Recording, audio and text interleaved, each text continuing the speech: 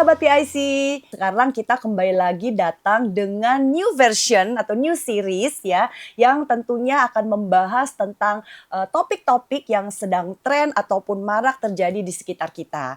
Nah tentunya saya mau memperkenalkan diri saya terlebih dahulu ya. Nama saya Elvina Pranowo, saya adalah pengerja dari GBI Puri Indah atau sekarang kita mengenal dengan Puri Intergen Church. Nah sekarang saya tentunya tidak sendiri, saya didampingi oleh generasi yang di bawah saya supaya ketika kita nanti mendatangkan narasumber kita bisa mendapatkan lebih banyak insightful ataupun sisi-sisi yang bisa membahas setiap topik dengan lebih menarik dan lebih tajam tentunya. Sekarang kita kenalan dulu ya dengan Katy. Silakan Katy. Hai PIC. Perkenalkan aku Katy Bunjamin. Saya juga merupakan pengerja dari GBI House of Blessings dan hari ini saya mewakili, semoga ya bisa mewakili keresahan dan juga pertanyaan-pertanyaan dari generasi yang lebih muda. Gitu. Tentunya kita akan membahas topik-topik yang menarik ya. Dan semoga dari acara ini gitu ya, mungkin pertanyaan-pertanyaan yang sering kali ada di antara para sahabat PIC bisa terjawab. Betul sekali. Gitu. Nah, kali ini Katy, kita mendatangkan tentunya narasumber yang luar biasa ya. Karena topik kita hari ini juga luar biasa. Tentunya. Ini adalah topik yang sekarang sedang marak dan menjadi perbincangan mungkin di kalangan Gen Z ya lebih banyaknya ya. Yaitu tentang mental health issue. Betul ya? Nah, mungkin nggak berlama-lama ya, kita langsung perkenalkan aja narasumber kita yang datang pada malam hari ini. Boleh diperkenalkan silakan. Halo PIC, nama saya Rebecca. Saya merupakan owner sekaligus program director dari Halokin Center yang bergerak di tumbuh kembang anak-anak gitu. Welcome Rebecca. Mungkin kalau boleh tahu lebih dulu ya supaya lebih kenal, boleh cerita sedikit nggak background pendidikan dari Rebecca? Oh iya boleh. Jadi memang saya dulu S1 dan S2-nya di bidang psikologi, tapi memang untuk S2-nya itu specialize di perilaku anak-anak gitu atau perilaku manusia sebetulnya begitu. Kenapa Rebecca tertarik nih ya mendalami bidang yang mungkin sebetulnya kan agak membutuhkan kesabaran, kasih sayang yang ekstra gitu ya. Kenapa mau ribet-ribet gitu? Sementara kan kamu masih muda gitu ya.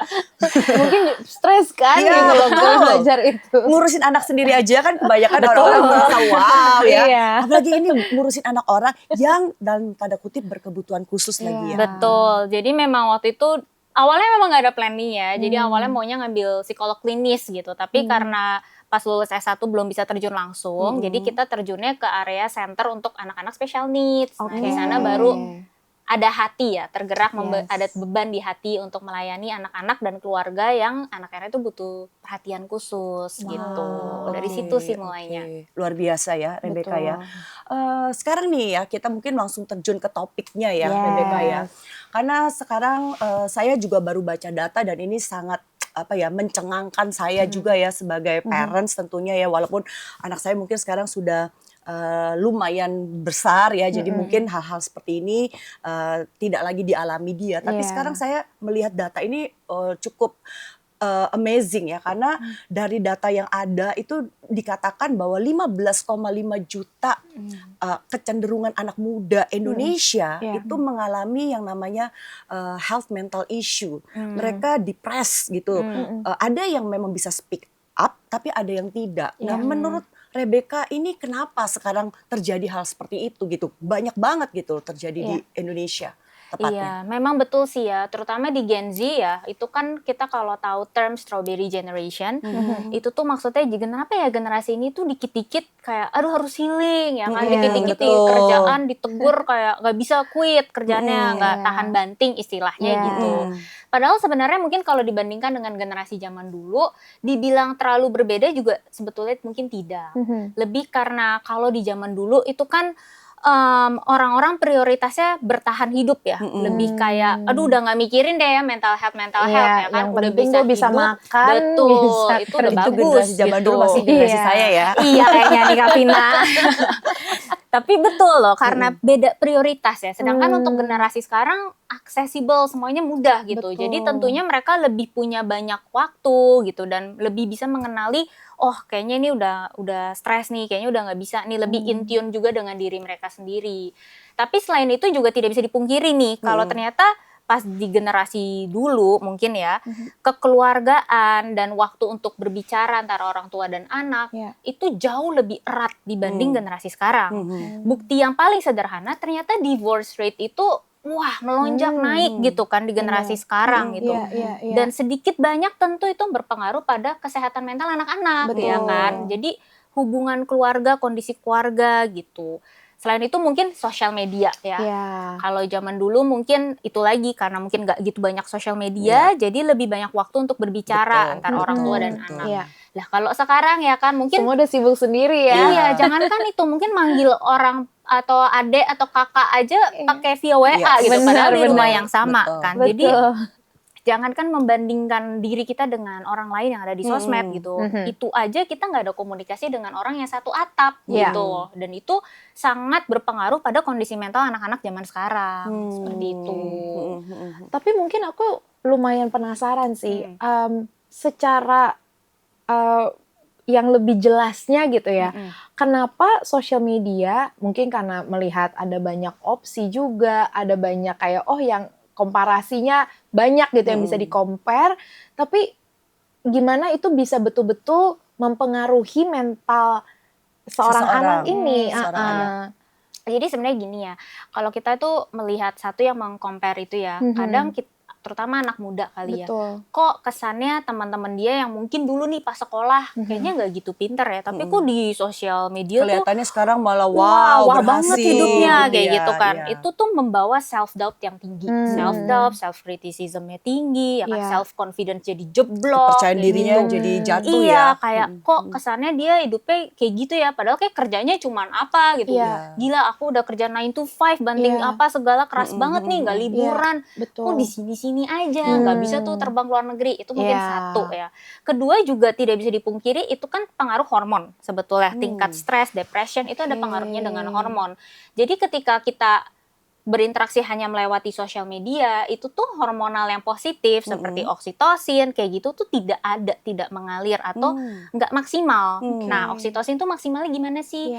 Kalau kita tuh berinteraksi dengan orang lain, misalkan kayak secara ini ya, komunikasinya dua arah gitu ya, bukan cuma sekedar lihat. Betul. Itu berpengaruh. Terus sosial media tuh juga mempengaruhi kita jadi males mungkin ya untuk mengeksplorasi hobi, mengeksplorasi hal-hal positif lainnya gitu. Dan mungkin juga mereka itu kadang-kadang tidak menyadari ya bahwa sebetulnya yang ditampilkan oleh medsos itu kan bukan the real life. Betul ya?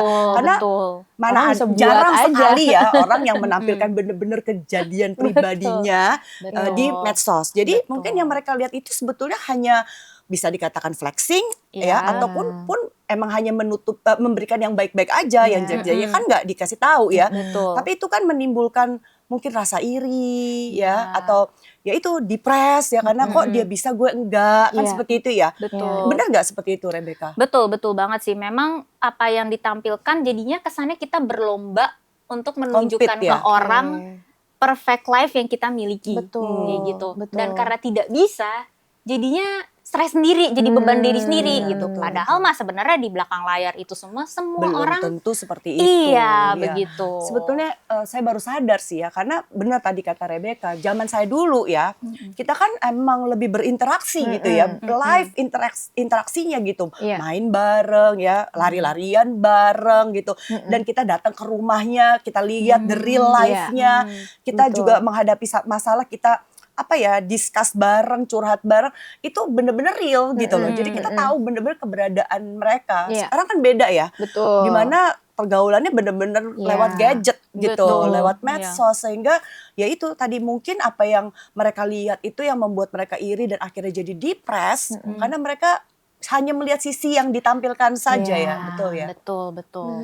Tapi aku juga ini menarik nih karena aku juga jadi berpikir, karena kan sebetulnya sosial media, informasi yang kita dapatkan dari internet, sebetulnya kan ada juga gitu yang bagus gitu ya. Iya, Maksudnya karena kan betul. itu jadi menambah wawasan kita. Oh, kita jadi bisa melihat mungkin dunia yang selama ini mungkin dulu kita nggak pernah bisa lihat gitu ya. Sekarang kalau mau lihat di kutub utara kayak apa bisa tuh gitu kan. Maksudnya banyak lah gitu liputan-liputan seperti itu. Nah, cuman gimana sih caranya untuk membalance gitu? Maksudnya di satu Iya. sisi of course kita juga nggak mau mungkin kalau orang Ketinggalan sekarang ya. ketinggalan teknologi update ya, gitu, betul, kurang betul, update gitu betul. kan. Betul. Heeh, cuman tapi gimana ya gitu Ya, supaya caranya? ini bisa tetap maksimal gitu Betul. ya, dimakainya dengan benar lah Tapi istilahnya seperti itu.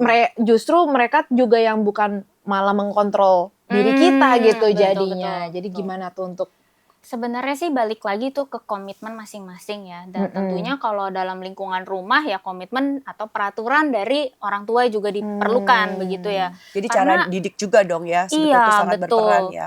Maksudnya gini, orang tua mungkin aduh sering nih dapat ya. keluhan ya dari orang Iya. tua. Aduh Miss, ini kalau makan tuh jangankan ngobrol, ini semuanya tuh sibuk sama HP gitu kan. Betul. Makanya Di anaknya restoran aja seperti itu Betul. ya. iya gitu. Apalagi Maka di rumah. betul, maka jadinya orang tua juga nggak tahu what's going on with their life. Mereka juga cenderung tidak mau cerita ke orang tua begitu kan. Ini gimana solusinya? Kata Ya. orang tua nanya nih. Lah saya kembalikan lagi ke orang tua loh, bapak ibu pas lagi makan lagi sama anak pegang HP atau tidak gitu kan. Karena itu boundaries yang harus memang Iya. secara Dari orang tuanya Betul. harus mulai ya. Harus untuk mulai. membuat anak juga mengikuti ya. Betul, boundaries yang bukan hanya orang tua juga tuh, kalau untuk yang sudah remaja gitu ya, dari diri kalian juga harus ada keinginan untuk oke ini tidak sehat ya kan, Iya. apa yang dulu kalian enjoy mungkin udah nggak di-enjoy lagi karena terlalu sibuk nih, apalagi dengan pekerjaan kayak content creator gitu ya, jadi kayak bener. bener-bener semua tuh harus Dikontenin. iya, harus betul, dikontenin betul. kayak gitu. Sampai kita nggak tahu dia Post. benar-benar lagi kerja atau emang cuma main medsos bener kan. Bener, makanya harus ada boundaries dari diri sendiri sebetulnya sih kayak Jadi oke. boundaries ya. Betul, itu komitmen dan boundaries yang secara apa ya, secara kita sadar harus kita buat untuk diri kita dan keluarga kita, begitu. Ini jadi parenting nih ya. Nah, tapi memang kayaknya memang semua berawalnya harus dari keluarga dari ya. keluarga, Betul. Tapi mungkin saya mau tanya ya ke Rebecca ya, seperti tadi ya. Saya percaya kan nggak ada yang baru sebetulnya di dunia ini ya. Segala sesuatu kan pasti sebetulnya pernah terjadi, cuma mungkin tidak terekspos saja dan sekarang baru kelihatan. Nah, seperti yang mental health issue ini ya, yang terjadi di kalangan sekarang ini katakanlah Gen Z gitu.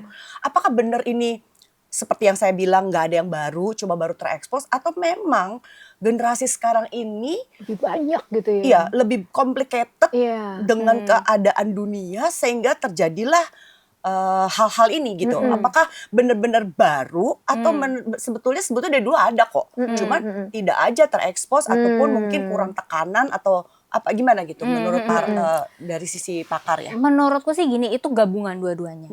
Karena tentu tidak bisa dipungkiri ya kan, karena kelimitan dari sosial media, terus kurangnya juga apa ya, itu kan bukan satu prioritas yang seperti tadi kita bahas ya. Jadi mungkin orang zaman dulu juga udah ngerasain nih, kayak mungkin merasakan simptom-simptom dari depression, dari suicidal thoughts gitu. Saya rasa itu mah udah pasti ada, bukan sesuatu yang baru.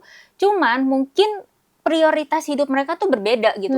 Udah perkaranya bukan begituan, perkaranya kayak ini anak-anak bisa makan kagak nih, kayak gitu, bisa hidup gak nih, harus kerja banting tulang, sampai mungkin udah gak ada waktu buat mikirin diri sendiri, mungkin kurang lebih kayak gitu. Iya. Tapi yang barunya apa? Tentu ada yang barunya, lebih ke arah faktor ya. Mungkin kalau ngobrol nih sama remaja-remaja yang datang ke center gitu ya, sebenarnya keluhan mereka lebih seperti ini sih. Aduh Miss, ini gimana gak stres, tuntutan dari orang tua tuh tinggi, terus harus compete. Orang udah lulus S1, S2, S3 aja gak menjamin mendapat pekerjaan yang lebih baik, mendapat hidup yang lebih baik. Apalagi aku lah, sekolahnya kayak begini. Mungkin gak ada financially gak mampu, gak ada opportunity buat further education. Nah itu tuh jadi beban ekstra yang apa ya, ada di belakang kepala mereka kayak Tapi gitu. sebetulnya it happens in my generasi juga sebetulnya hal-hal kayak gini kan, tuntutan orang tua kita apalagi dulu kita nggak bisa speak up sama orang tua kita aja. Generasi sekarang kan sebetulnya lebih enak kalau ini dari sisi saya ya. betul. Justru itu yang mungkin membuat ini ada gap ya, ada Betul. gap antara generasi senior dengan generasi yang muda ya, dalam hal ini kita katakanlah generasi Gen Z gitu ya. Yaitu Karena bagi kami yang juga sebetulnya mengalami itu, tekanan dari orang tua, di mana kita juga nggak bisa speak up, kita mungkin jadi kayak kurang bisa mengerti gitu. Kenapa sih kenapa sih Gen Z ini begitu rentan ya, begitu istilahnya dalam tanda kutip ya cengeng ya gitu kan, sedikit-sedikit healing, sedikit-sedikit mental health, sedikit-sedikit mau istirahat consult dulu, lah, mau mau butuh psikolog lah. Itu nggak terjadi gitu di kita. Padahal dulu kita juga mengalami hal yang sama. Apalagi mungkin dulu kita juga banyak yang lebih dalam tanda kutip kurang berada ya dibanding sekarang yang kalau kita lihat mungkin lebih banyak orang ya walaupun memang tingkat kemiskinan memang banyak juga. Cuman kalau kita lihat sekarang tuh kayaknya zaman dulu juga susah gitu loh. Hidupnya sama aja gitu loh. Nah, itu gimana? Nah, mungkin ada 2 poin yang aku bisa sampaikan. Satu, zaman sekarang itu lebih open minded tapi belum tentu gimana ya, itu tuh kita sebutnya kayak semacam intergenerational trauma. Jadi gini, mungkin kakek neneknya itu harsh, zaman dulu kan very harsh ya, kayak ngedidik anak sabet Keras, apa betul. kata-katanya Makanya udah keluar dipukul, semua kan? gitu. Zaman sekarang kayak jarang kan orang tua masih mukul ya, jarang. Iya, Betul. langsung dilaporin ke Komnas HAM kayaknya. Dan itu dia, itu kan termasuk yang salah satu yang membuat anak gitu ya. membuat generasi saya selalu bilang Betul. ini sekarang kalau anak dimarahin guru, Iya, orang viral. tuanya Orang tua, maju, iya, lapor iya, ke iya. sana, lapor ke sini. Kita mah dulu kalau guru marahin kita, Iya, orang tua marahin bener. kita. Iya, setuju, Gitu orang loh, tuanya kita sama malah gurunya. disambut gitu loh ya kan. Kenapa sampai malu-maluin kamu dimarahin guru kan gitu. Iya, benar-benar. Nah, itu gimana tuh? Nah, jadi gini, memang kalau dari zaman dulu dengan pola parenting yang seperti dulu, itu kan dianggap memang parenting tuh seperti itu, ya kan? Iya. Diturunkan let's say ke mama papa. Nih. Jadi mama papa taunya cara mendidik anak seperti itu. Itu diturunkan lagi ke anak. Padahal sebenarnya kalau kita look back gitu ya, trauma-trauma atau masalah mental health itu mungkin ada di diri orang tua kita, tapi disarpes, nggak dikasih keluar gitu istilahnya ya. Mereka kayak lama-lama itu semacam menjadi kayak jati diri mereka gitu loh. Istilahnya gini, kata-kata orang yang perfeksionis nih misalnya. Iya. Orang mikir ya emang orangnya perfeksionis aja, itu karakter dia perfeksionis, atau anaknya pemalu, emang anaknya aja pemalu. Tapi mungkin bukan satu karakter, kalau kita cari lebih dalam lagi itu mungkin dari hasil produk parenting yang contoh perfeksionis nih, orang tuanya mungkin nggak terlalu very warmly ke anaknya, tapi expectation-nya wah tinggi banget sekali. kayak gitu. Oh. Nah itu nggak keluar jadi kayak mental health yang kayak depression kayak gitu-gitu, tapi keluarnya jadi kayak seperti itu. Jadi Dan ke karakternya. betul, dan Keras. banyak orang-orang yang dengan karakter seperti itu tuh struggle with life gitu. Banyak banget aku ketemu anak-anak yang Iya. aku stres banget tau Miss, karena misalkan nilai aku tuh segini gitu. Padahal I know I can do it better kayak gitu-gitu. Oh. Dan itu kebawa sampai kerja kayak kenapa aku cuma di sini ya? Kayak padahal aku rasa aku lebih baik dari dia. I know I can do it better kayak gitu. Tapi kenapa aku di sini gitu? Iya, iya. Jadi jatuhnya tuh apa ya, self esteem, self doubt, iya. self criticism itu terbangun banget. Makanya kenapa penting banget nih kalau ini mulai dari keluarga, supaya orang tua juga tahu mungkin it works di zaman dulu, tapi seiring berjalannya waktu keadaan globally itu juga berubah ya kan. Iya. Kondisi anak-anak berubah, sosial media berubah Betul. gitu. Jadi parenting itu sesuatu yang nggak ada ilmu saklek ya kalau menurut Ya, aku. betul, Itu betul. berjalan seiring zaman dan seiring anak satu dan anak dua aja bisa berbeda toh betul ya kan. Yang satu Tergantung anaknya ya bagaimana iya. karakter anaknya Betul, juga ya kan. betul. Nggak bisa kita bakukan ya Nggak cara bisa. didik itu ya semuanya. betul. Iya. Jadi memang apa ya, jadi orang tua juga harus lebih wise ya dalam mengenali karakter anak kalian. Ada anak yang betul butuh disabet untuk dia ngerti nih, atau butuh dikerasin karena anaknya batu banget, kalau nggak kejedot sendiri nggak berubah gitu kan. Ada anak Iya. yang kayak gitu. Tapi ada anak juga yang dikerasin malah jadinya kayak Down. iya, jadi Betul. dalam malang dia nggak bangkit. Nah, hati-hati gitu. Nah, ini nih sebetulnya ada satu pertanyaan yang menarik nih ya Rebecca ya. Saya mau tanya. Kan kalau kita tahu ya, banyak di luar sana yang bilang bahwa anak lahir itu kan seperti kertas putih. Benar ya? Dan itu kan orang tua, bagaimana orang tua yang menuliskannya, mendidik mereka sehingga mereka menjadi satu karakter tertentu gitu ya. Tapi apakah itu benar menurut Rebecca? Enggak sih, sebenarnya gini, kalau di bidang psikologis tuh kita percaya gini, semua itu banyak faktor genetik juga. Tetapi semacam lingkungan yang kita buat untuk anak atau yang anak itu alami di kehidupan nantinya, itu semacam jadi tombol on off gitu. Kalau misalkan nih contoh ya, pemabuk itu genetik, itu menurun ke anak. Oh, Jadi kalau misalkan dia tumbuh di lingkungan yang let's say dia ngeliat tiap hari nih papanya kayak seperti itu gitu, ya itu jadi tombol on untuk dia. Gitu.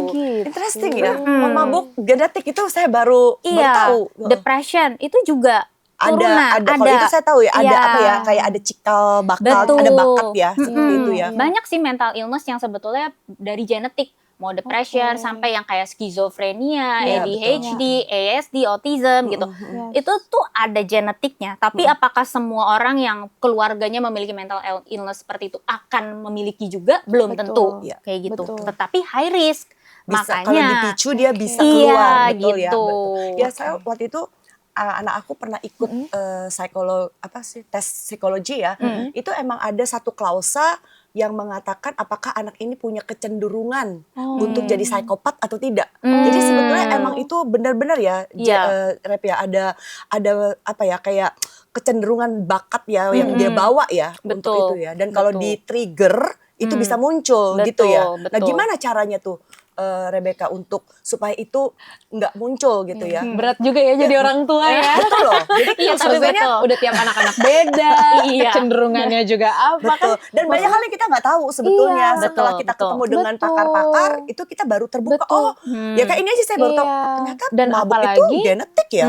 Iya, dan Gitu. apalagi kan sebetulnya kalau ngomongin mental health kan masa sih nggak ada apa-apa harus ke Psikolog. psikolog, Iya, harus iya. gitu kan gitu kan mungkin masih ada stigma-stigma itu juga tuh. Jadi kan juga susah tuh gimana. Ya, gimana Iya. kembali lagi tadi ke Cara, pertanyaan tuh, untuk membuat ya tadi ya supaya Off gitu Ya, tombolnya off, ya. Ah.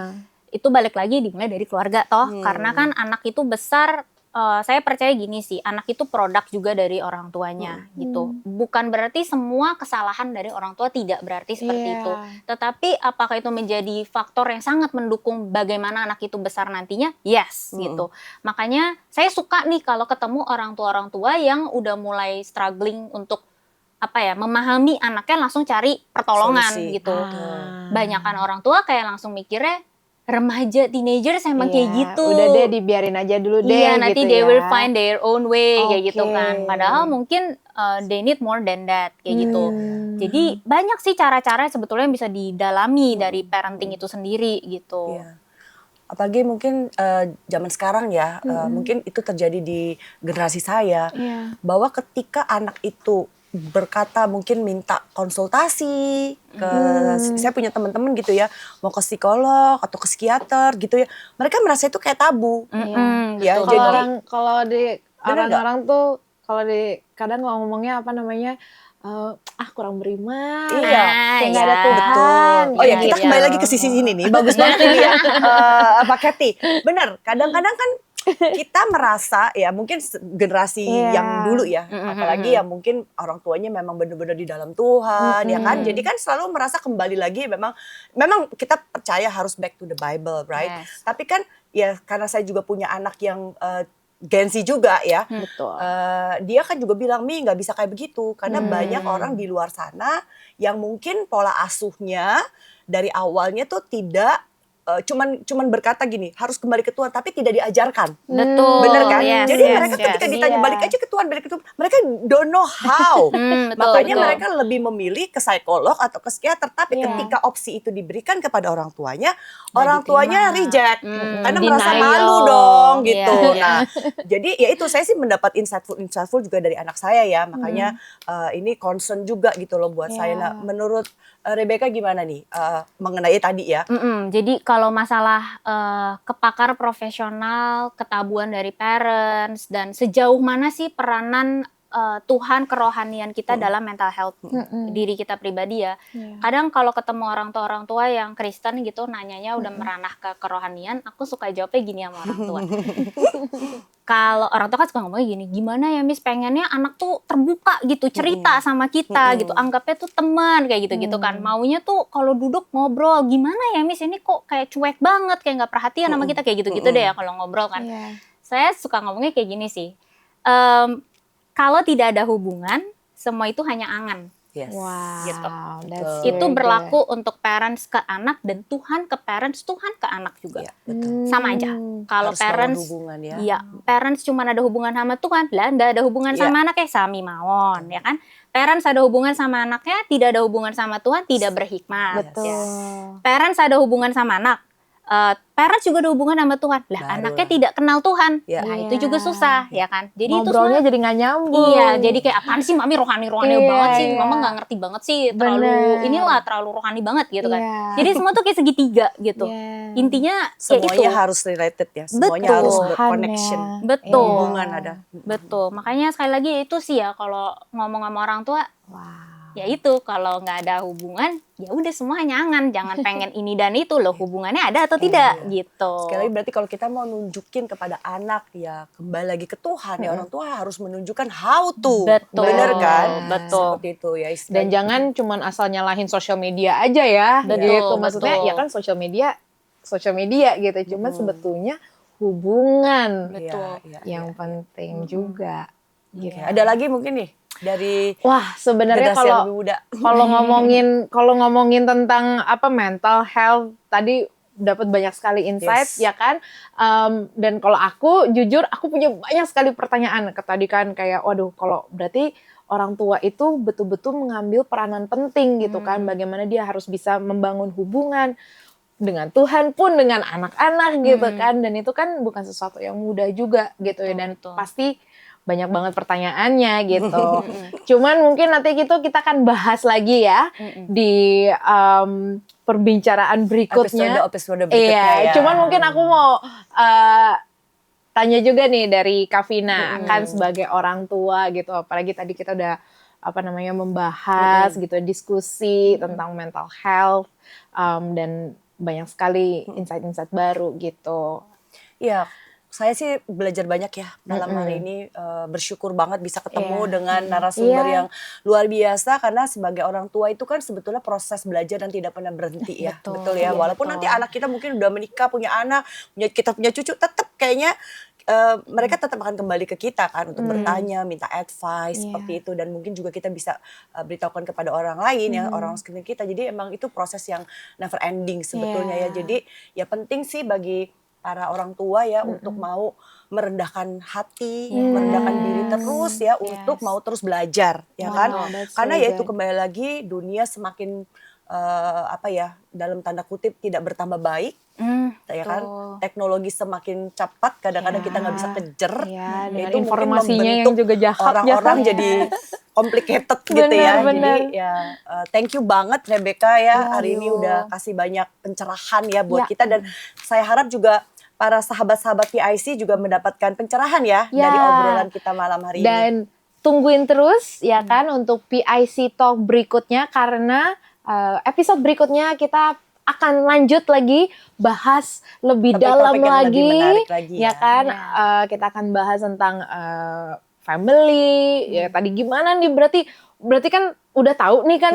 Tapi berarti pasti ada pertanyaan lagi Pasti tuh. lebih banyak Wah, lagi. berarti gimana ya Iya, caranya buat didik anak atau mungkin aduh udah terlanjur nih Iya, gimana kalau sudah ya? terlanjur nanti gimana? Itu mungkin tahap Nanti- berikutnya ya, Iya. episode berikutnya ya. Jadi harus terus pantau Betul. PIC Talk kita ya Yes. dengan narasumber-narasumber yang pastinya akan menjadi pencerahan ya buat kita semua. Dan tentunya jadi berkat Betul. untuk Yes. para sahabat PIC. Mungkin ada kata penutup kali dari Rebecca nih untuk para sahabat PIC.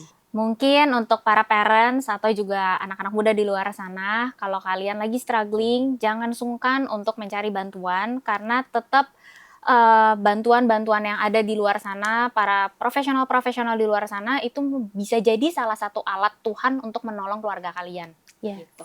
Oke. Tapi sebelum tutup jangan lupa para PIC, sahabat PIC untuk terus subscribe ya dong, ya Di kan? like, di komen, di share. iya. Pastinya tadi kita udah dapetin banyak sekali insight ya. Tetap jangan putus asa. Pasti selalu ada jalan keluarnya. Kita cari tahu sama-sama. Dan sampai jumpa di PIC Talk berikutnya. Tuhan Yesus memberkati. God bless you.